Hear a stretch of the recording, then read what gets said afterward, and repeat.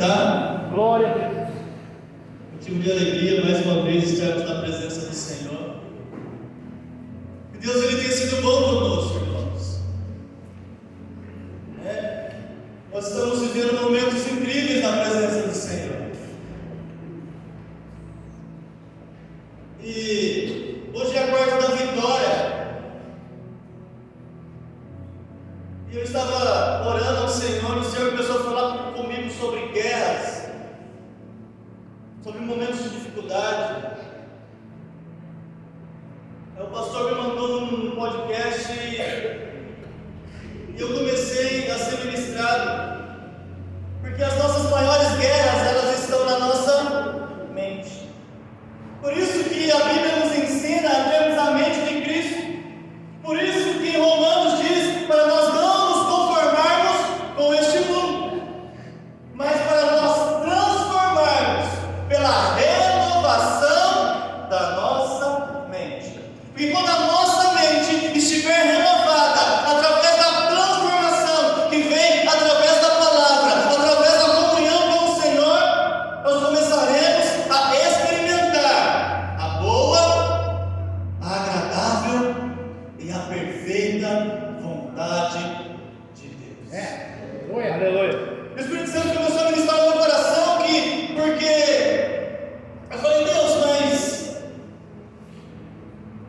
em qual texto? Aí Deus ministrou no meu coração e falou assim: vamos compartilhar um pouco sobre um líder que teve uma mentalidade completamente diferente, muitas vezes até mesmo de que nossas mentalidades, porque muitas vezes nós somos egoístas, muitas vezes nós pensamos só em nós, só no nosso bem-estar. E esse líder não, esse líder ele foi altruísta, ele não pensou somente nele. Mas eu quero compartilhar um pouco sobre a vida de Neemias. Neemias, no capítulo número 1. E eu comecei a entrar nessa mensagem, nessa história, na história de Neemias, por causa da mentalidade dele. E a mentalidade dele começou a me dar algumas lições em que nós podemos viver coisas extraordinárias na presença do Senhor a partir de uma mentalidade que crê em Jesus, a partir de uma mentalidade que busca a presença de Jesus, a partir de uma mentalidade que pede direção para que Ele venha nos guiar no melhor caminho que possa existir. E Neemias, ele tem essas características, a característica daquele que pede direção ao Senhor. Então, capítulo de número 1,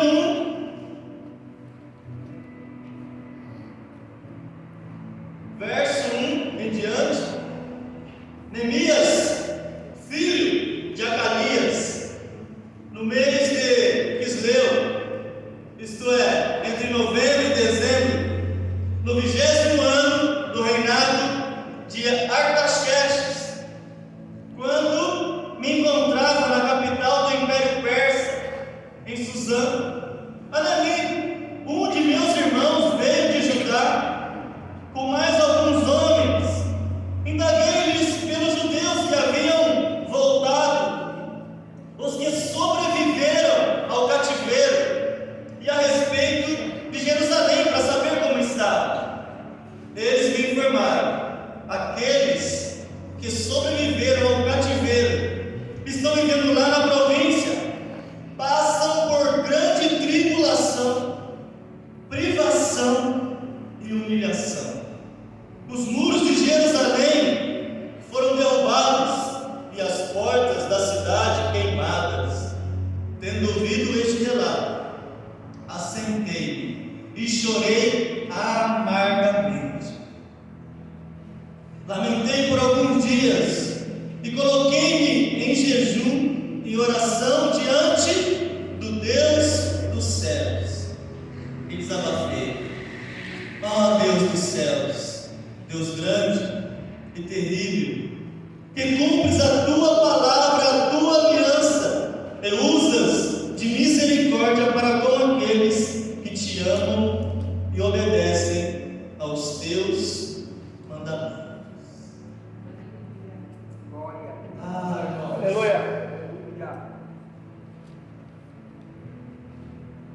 comecei a ler essas primeiras palavras, porque Neemias, ele era copeiro do rei, ele tinha o conforto do palácio. Neemias, ele teve uma mentalidade aqui invejável, porque quando os irmãos dele vêm de Jerusalém, a primeira coisa que ele fala para Anani, um de seus irmãos, fala assim: Anani, como que está o povo, como que estão os judeus, como que está o meu povo lá em Jerusalém? A preocupação que ele teve com o povo é algo, irmãos, que nós precisamos aprender.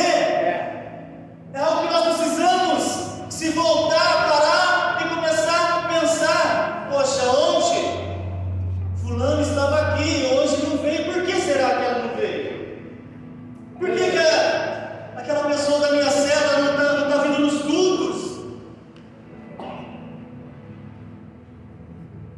O pastor Rafael, ele falou algo no sábado passado de manhã, na reunião de líderes de jovens, que me chamou a atenção. Ele falou assim: uma das coisas que o Espírito Santo tem me incomodado muito, pastor, é para mim se importar. Aleluia. Se importar com o outro. Olha, glória a Deus. Se importar com o próximo. Se importar com aquele que às vezes ninguém se importa. Que sejamos essas pessoas, que tenhamos esse discernimento de se importar com pessoas, porque quando eu me importo, eu me preocupo, eu procuro saber como aquela pessoa está, eu procuro mandar uma mensagem, fazer uma ligação, perguntar se precisa de uma oração, de uma visita, se está passando por alguma necessidade. Isso é se importar. E foi isso que Neemias fez. Neemias, ele se importa com o povo dele, porque ele estava no conforto do palácio, mas ele sabia que a condição dos seus irmãos em Jerusalém pode ser que não estava em uma boa condição. E realmente, quando ele recebe a resposta de Anani, que o povo estava em grande miséria, em tribulação, o coração dele se entristece, porque ele sente o sofrimento do seu povo. Ele fala que ele começa a chorar amargamente, e esse choro fez com que ele fizesse algo que nós todos, em momentos de dificuldade, em momentos de tribulação, ou até mesmo quando um dos nossos irmãos ou conhecidos está passando por algum momento difícil, temos que fazer é se voltar com os nossos corações ao único que é digno, Aleluia. e que pode responder. Glória a Deus. E quando nós voltamos os nossos corações para Ele, as escamas dos nossos olhos começam a cair, nós começamos a enxergar além, nós começamos a ver a necessidade do outro, nós começamos a ver o que nós podemos fazer para ajudar, o que nós podemos fazer para alcançar aquela vida para Jesus. Aleluia. E Jesus quer levantar homens e mulheres aqui como Neemias, que se importam, Glória a Deus. e que voltam o seu coração para Deus, Aleluia. para pedir direção. Ele começa orando ao Senhor. E Neemias, nós vamos ver no decorrer desse texto que ele conhecia as promessas de Deus. Ele sabia o que Deus tinha escrito através de Moisés, as leis, os mandamentos, porque na oração dele ele começa a reivindicar as promessas de Deus para a vida dele. Ananias, ele começa falando assim: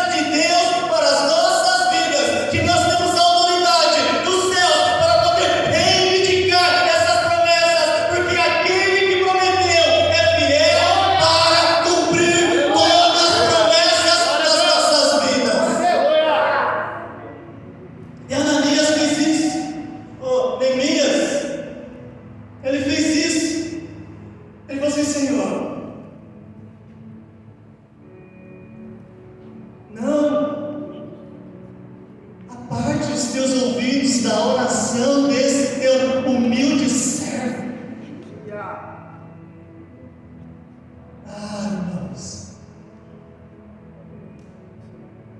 quando nós realmente voltamos os nossos corações para o Senhor,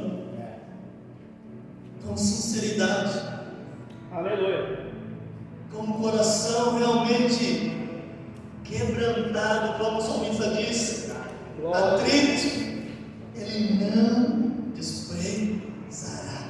Aleluia. Glória. Como que está o seu coração nessa noite? Como que você chegou aqui nessa noite fria, talvez precisando de uma palavra, e hoje Deus tem uma palavra de encorajamento para mim e para você, para nós começarmos a se voltar com os nossos corações para Ele, porque Tiago diz o quê? Que se nós o quê? Se voltarmos para Ele, Ele vai o quê? Volta agora. Irmãos, Aleluia. Glória. precisamos realmente ter o coração voltado para o Senhor. E o que Neemias faz? Ele começa a se consagrar em jejum. E um certo dia ele vai diante do rei, mas ele está muito triste porque ele estava no conforto do palácio, mas ele sabia que os irmãos dele estavam padecendo necessidade. E o que acontece? O rei ele percebe que Neemias está triste. O rei olha para ele e fala assim: Neemias, por que você está triste? E essa tristeza é tristeza de alma. E Neemias ainda tenta disfarçar: viva o rei!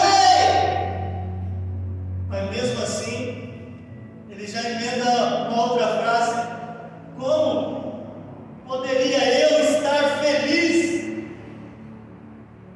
sendo que a cidade onde foi sepultados meus pais está em extrema pobreza e miséria? As portas foram queimadas, derrubadas. Se eu acho graça diante do rei, me dê autorização para que eu possa ir e restaurá-las. Aleluia. Glória. Olha a mentalidade de um líder. Porque em Jerusalém tinha nobres,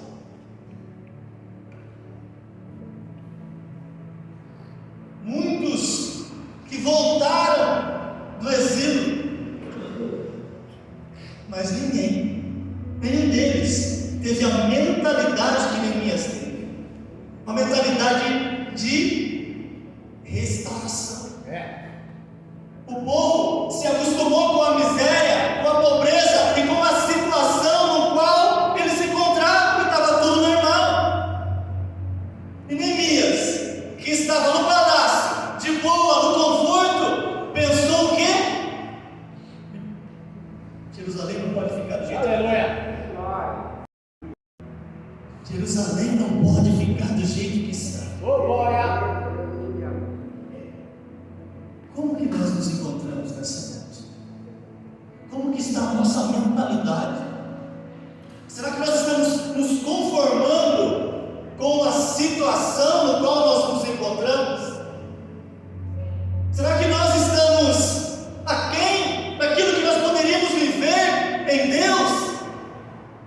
Com certeza, irmãos. Aleluia. Com Ele nós podemos muito mais, mas isso vai depender do que? Das nossas tomadas de decisão diante daquilo que Ele tem prometido para nós. Qual é a promessa que Deus fez para você?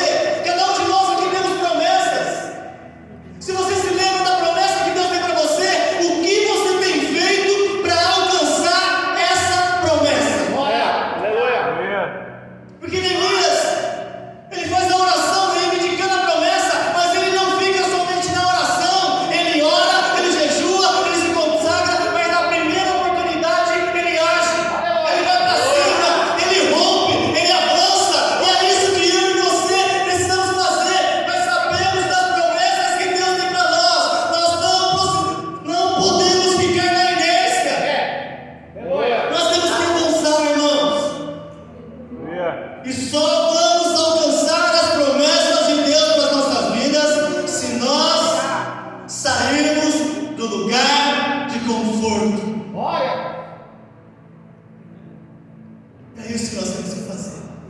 E Neemias fez isso. E Neemias fala assim: ei, não é só ir reedificar. Eu preciso que você financie também essa obra. Aleluia. Sabe, irmãos? Eu acredito que se Deus não levantar pessoas para financiar essa obra, ou aquilo que Deus tem para nós aqui, se não for nós, Deus vai enviar pessoas para financiá-las. Aleluia. Nós vamos viver tudo que Deus prometeu para nós. Glória a Deus. Porque aquele que prometeu, ele é fiel para cumprir. Verdade. Glória. E o rei dá cartas brancas para ele, envia juntamente com ele uma comitiva até Jerusalém também. E quando ele chega diante do povo, na primeira noite ele não fala nada daquilo que Deus tinha colocado no coração dele. Primeiro ele vai o quê? Espiar a terra. Primeiro ele vai, pega os cavalos, dá uma volta para ver como que estava a geografia, como que estava a cidade, aonde, o que ele precisaria fazer, planejamento. Muitas vezes, não é só orar, irmãos, é planejar e se organizar. Aleluia. Sabe por quê? Com planejamento e organização, nós conseguimos avançar. Porque vocês vão entender no decorrer da mensagem o que Deus quer falar conosco nessa noite. Porque o que Deus quer falar conosco é algo muito poderoso. Porque quando nós temos uma mentalidade que não se conforma com as coisas desse mundo e queremos realmente ser transformados pela renovação da nossa mente, nós só vamos conseguir experimentar isso se nós formos o que? Diligentes. O que é ser diligente? É se manter firme na promessa, é não vacilar, não olhar para a direita, não olhar para a esquerda, porque o nosso alvo, o nosso objetivo, ele vai ser alcançado se eu e você, nós permanecermos fiéis. Eu creio. Aleluia. E Neemias foi assim.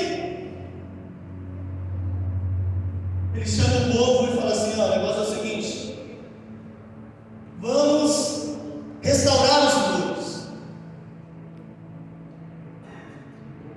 E o que me chamou a atenção é isso. Teve que vir uma pessoa de fora para tomar a iniciativa, pastor.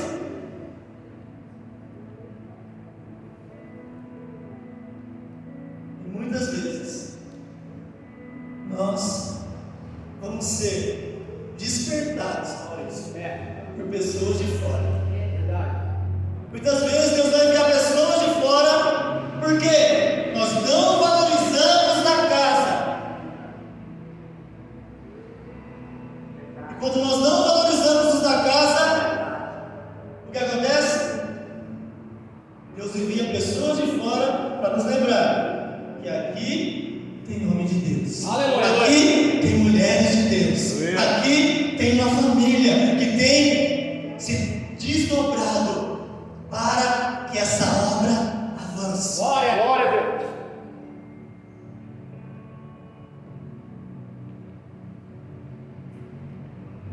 Qual o legado que nós temos deixado? Olha o legado de Neemias.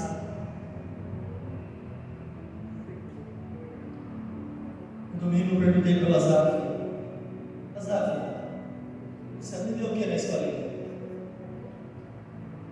Ele falou: eu aprendi sobre oração, papai. Olha o legado que nós estamos deixando para as nossas crianças, irmãos. O legado da oração, o legado do ensino da palavra. Às vezes nós pensamos que nós não estamos construindo nada, às vezes nós pensamos que nós não estamos alcançando ninguém, mas quando você fala, conversa com o seu filho, você pergunta para ele o que ele tem aprendido, Sabe o que vai ser a resposta? O que a tia ensinou ali na salinha. E as tias, muitas vezes, na salinha, elas ficam o quê? Nos bastidores. Mas elas têm ensinado o caminho para os nossos filhos. E isso é maravilhoso. E isso é muito poderoso. Porque eles, o coração deles tem que ser alcançado agora. Aleluia. Porque se nós não alcançarmos o coração dos nossos filhos agora, outro vai vir e vai alcançar. Então valorize, irmão, o que Deus tem feito nessa casa.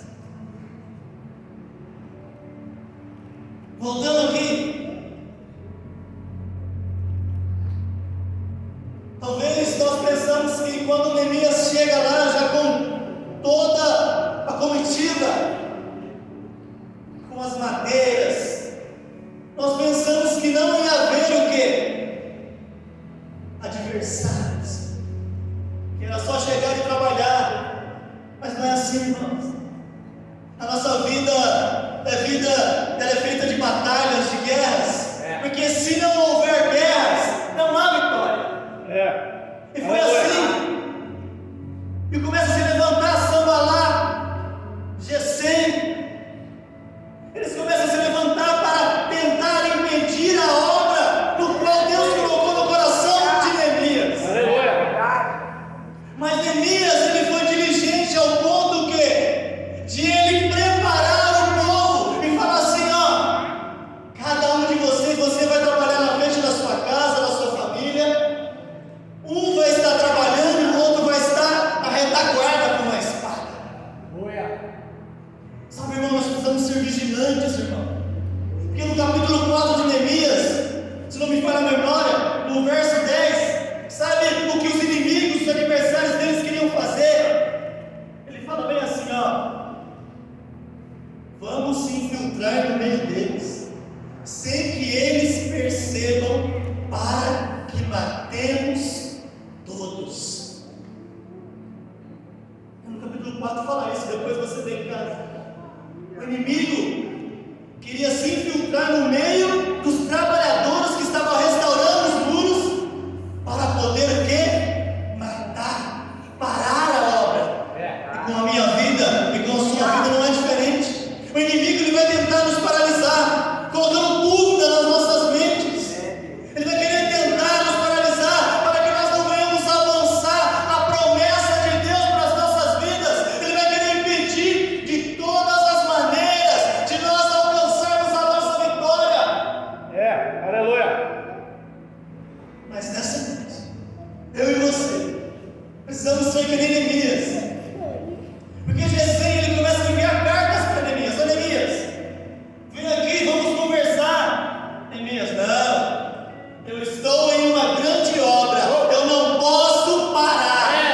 Irmãos, nós estamos em uma grande obra, nós não podemos parar. Sabe qual é a palavra para a minha vida e para a sua vida nessa noite?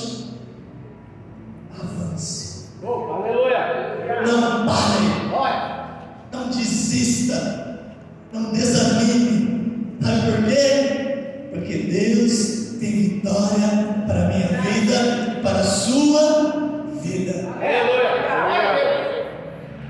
Mas para que isso aconteça, nós temos que ter uma mentalidade cristocêntrica, uma mentalidade bíblica de comunhão com Deus. Por quê? Aleluia. A Bíblia, irmãos, é o nosso guia de fé e prática. A oração é quando nós nos relacionamos com Deus, pedimos direção, e Ele nos direciona em tudo. Então, que nessa noite nós devemos aprender como Neemias, que foi um homem que foi altruísta, que se importou com os seus irmãos que estavam padecendo necessidade, mas que também buscou direção em Deus para saber qual era o próximo passo.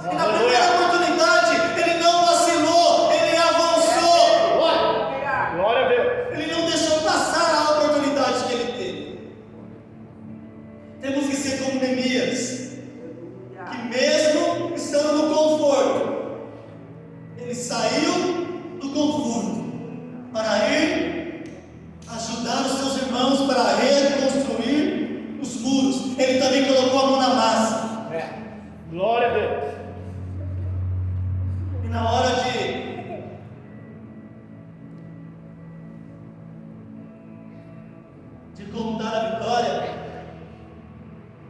ele foi aquele que foi modelo, ele foi aquele que foi exemplo, porque todos viram a influência que Neemias tinha.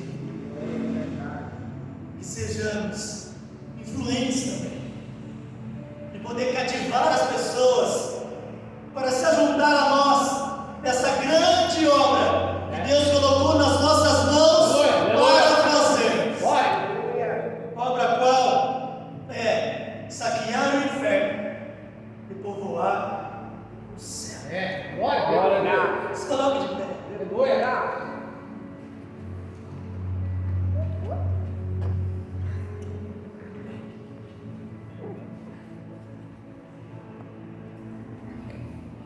Neemias, ele selecionou um time para trabalhar juntamente com ele. Não só um time, mas um exército também. Porque enquanto uns trabalhavam, outros vigiavam a retaguarda. Sabe que eu aprendo aqui que nós precisamos ser intercessores também. Precisamos interceder pelos nossos irmãos, pelos nossos pastores, pela liderança, pelas professoras, por todas as famílias desta casa. E você é esse que Deus está chamando nessa noite. Talvez você não tenha todas as características de Neemias, mas você pode ser aquele que ora, Maurício. O Pedro pode ser aquele que está com a espada na retaguarda. O Victor pode ser aquele que vai carregar